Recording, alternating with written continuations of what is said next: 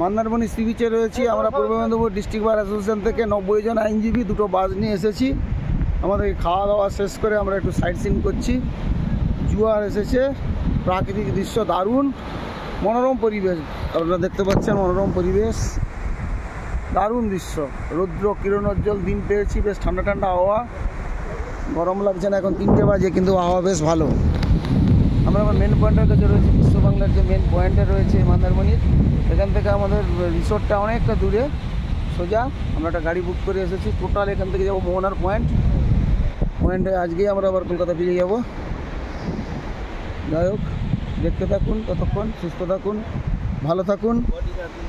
আমাদের পিপি সাহেবকে নিয়ে আমরা এসেছি। আমাদের ছবি এখন তুলে দিচ্ছে আমাদের প্রদীপ গজেন্দ্র মহাপাত্র। ঠিক আছে, দেখতে থাকুন মন্দারমণির দৃশ্য। সুস্থ থাকুন, ভালো থাকুন, নমস্কার। চলো, লেটস গো।